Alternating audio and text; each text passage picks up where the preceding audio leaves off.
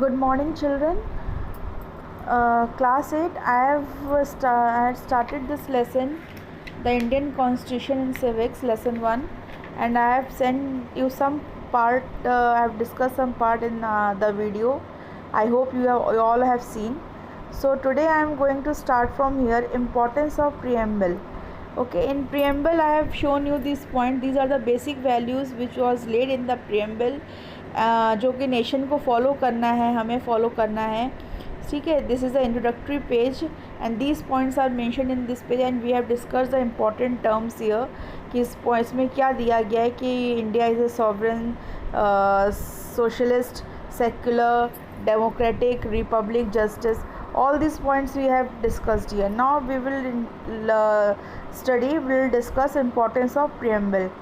So the preamble reflects the vision and the aims of the founding fathers of Indian Constitution. Means preamble में जो है, जो आपके Indian constitution के जो फाउंडर हैं उनके विजन को और उनके विजन मीन्स उनके व्यूज़ को और उनके एम को, उद्देश्य को रिफ्लेक्ट करता है, बताता है.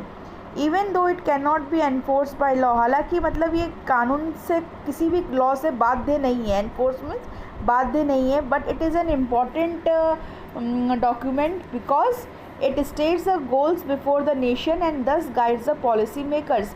मीन्स इस प्रेम्बल के थ्रू जो है हमें हमारे नेशन के सामने एक उद्देश्य रखा गया है कि हमें ये सब चीज़ें माननी है एंड पॉलिसी मेकर्स को जो भी पॉलिसी में हमारी गवर्नमेंट जो पॉलिसीज़ बनाती हैं उनको ये प्रेम्बल जस्ट गाइड करता है, उनको ध्यान में रख के पॉलिसीज़ बनाई जाती हैं. All the laws of the country must uphold the basic values. जितने भी लॉज बनाए गए हैं सबकी एक बेसिक वैल्यूज़ है जो कि प्रेम्बल में स्टेटेड हैं. A law that is against the spirit of the constitution, कोई भी कानून अगर हमारे कॉन्स्टिट्यूशन के खिलाफ जाता है दैट इज़ वो मान्य नहीं है, is void. Some important features of the Indian constitutions. सबसे पहले आता है हमारा फेडरल स्ट्रक्चर क्या है. India including all its state is govern by one central government. Central government होती है केंद्र सरकार, the union government in matters of national importance. Nation के आधार पर अगर हमें कोई डिसीजन लेना है तो वो सेंट्रल गवर्नमेंट लेती है. However every state has its own special needs and it's not possible for the union government to take care of all these needs. मतलब सिर्फ यूनियन गवर्नमेंट जो है, सेंट्रल गवर्नमेंट, वही हमारे सारे डिसीजन नहीं ले सकती. हर स्टेट का, हर राज्य का की स्पेशल नीड्स होती है, उनको पूरा नहीं कर सकती.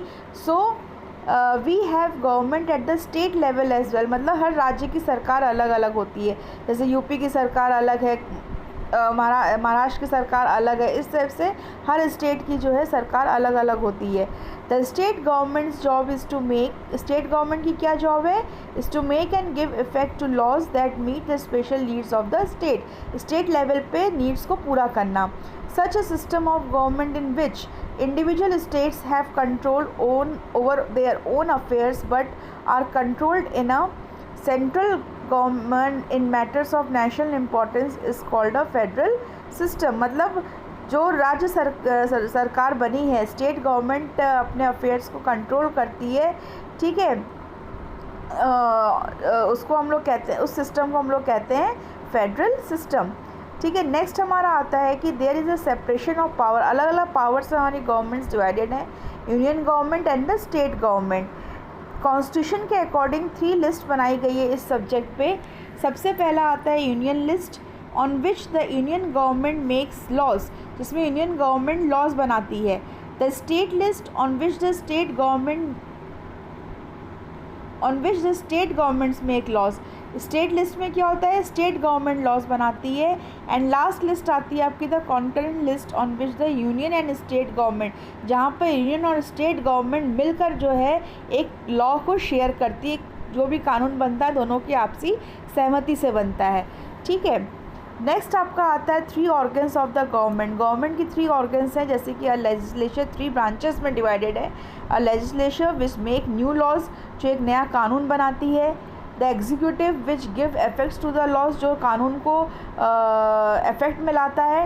And a judiciary which interprets the laws, और जुडिशरी फ्री होती है जो कि लॉज बनाए गए हैं पब्लिक के लिए, लोगों के लिए, वो लोगों के साथ खड़े होकर उनके उनके फेवर में बोलती है, ठीक है। अगर कोई चीज़ नहीं मानना है वो पब्लिक के फेवर में जुडिशरी बोलती है, ठीक है, कि उनके लिए लॉ सही बना है कि नहीं बना है। They are free to keep their views. So there, आप इस पैराग्राफ में इसको पढ़ सकते हो किस तरह से तीनों पावर जो है वो बैलेंस में चलती हैं, ठीक है। Balance of power among these organs to check the misuse of authority, कोई अथॉरिटी को मिसयूज़ ना कर सके। The judiciary which is responsible for protecting the citizen, अभी मैंने बताया सिटीजन्स के राइट्स को प्रोटेक्ट करने के लिए जुडिशरी बनाई गई है। And preventing the violation of the constitution is independent of the other organs of the government, बाकी ऑर्गन से ये इंडिपेंडेंट ऑर्गन है। It can even give verdicts against them, मतलब किसी भी लॉ के अगेंस्ट ये अपनी बातें रख सकते हैं, ठीक है, पब्लिक के फेवर में। The executive is answerable, executive को लेजिस्लेचर को आंसरेबल होना पड़ता है, जवाब देना पड़ता है, जो कि elected by the people. This is possible only in a parliamentary form of government, ये चीज़ खाली पार्लियामेंट्री फॉर्म ऑफ गवर्नमेंट में ही पॉसिबल है। पार्लियामेंट्री फॉर्म ऑफ गवर्नमेंट क्या, अब हम लोग नीचे पढ़ेंगे यहाँ पर, ठीक है, कि India has a parliamentary form of government in such a system, इस सिस्टम में क्या होता है, the legislature and the executive are closely involve linked. In India the prime minister, India में आपकी जो पार्लियामेंट्री गवर्नमेंट उसमें क्या आते हैं, प्राइम मिनिस्टर आते हैं और उनके बाकी मिनिस्टर्स आते हैं, who hold the real power of the executive are members of the real power of the executive are members of the legislature, ये आपके लेजिस्लेचर गवर्नमेंट के मेंबर्स हैं, prime minister and the other ministers, ठीक है। ये हो गया parliamentary form of government. Next आपका आता है यूनिवर्सल एडल्ट फ्रेंचाइजी।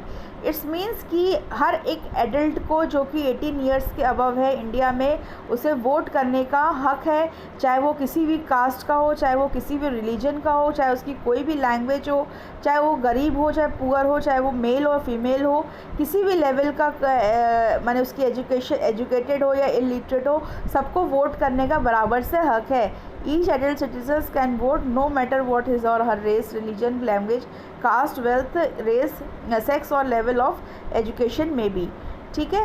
नेक्स्ट आपका आता है फंडामेंटल राइट्स एंड ड्यूटीज़, कि मतलब इंडियन कॉन्स्टिट्यूशन में अगर लॉज एंड रेगुलेशंस बनाए गए हैं तो हम इंडियन सिटीजन्स को सर्टेन राइट्स भी दिए गए हैं जो कि इम्पॉर्टेंट माने जाते हैं, which are considered essential for their wellbeing, जो हमारे अच्छे के लिए बनाए गए हैं। And these are called the fundamental rights. और गवर्नमेंट कोई भी कानून, कोई भी कोर्ट इसे मानने से इनकार नहीं कर सकता, ठीक है। साथ ही साथ हमारे इंडियन सिटीजन्स के लिए हमारी ड्यूटीज़ भी हैं जो हम अपने हमारे नेशन के प्रति हमें निभानी है, और इन ड्यूटीज़ को कहा जाता है fundamental duties. So our next point is directive principles of state policy. This is the last point of your lesson. जैसे कि हमारे प्रियम्बल है जो कि किसी कानून से बाध्य नहीं है लेकिन एक बेसिक वैल्यूज़ रखता है, वैसे डायरेक्टिव प्रिंसिपल्स बनाए गए हैं जो कि कॉन्स्टिट्यूशन में बनाए गए हैं, लेकिन वो अभी तक उनको कोई बहुत ज़्यादा मान्यता नहीं दी गई है। लेकिन कोई भी गवर्नमेंट अगर अपने कोई भी पॉलिसीज़ बनाती है तो वो इन डायरेक्टिव प्रिंसिपल्स को ध्यान में रखते हुए बनाती है। अगर वो चाहे तो इसमें कोई भी प्रिंसिपल को वो लागू कर सकती है, ठीक है। और अगर नहीं लागू करती है तो उसके लिए उसे कोर्ट जाने की कोई ज़रूरत नहीं है कि मतलब उसने ये नियम नहीं फॉलो किया, ठीक। All the ideals of the constitution can not be translated into laws at once, माने सारे कानून एक साथ नहीं अप्लाई किए जा सकते थे। नोइंग दिस, इस बात को ध्यान में रखते हुए, the framers of our constitution laid down certain guidelines for future government, आगे आने वाली सरकार के लिए मतलब जो उन्होंने कुछ पॉइंट्स बचा के रखे, for the gradual translation of ideals into laws, कि वो अगर चाहें तो इन लॉज को जो है मान्यता दे सकते हैं। These guidelines are called directive principles. In guideline को कहा गया directive principles of state policy. When a government wants to give effect to the directive principles, it passes the law to that effect. अगर आगे की government, आगे की आने वाली सरकार अगर चाहेगी तो वो इन लॉज को पास कर सकती है। There are various types of directive principles.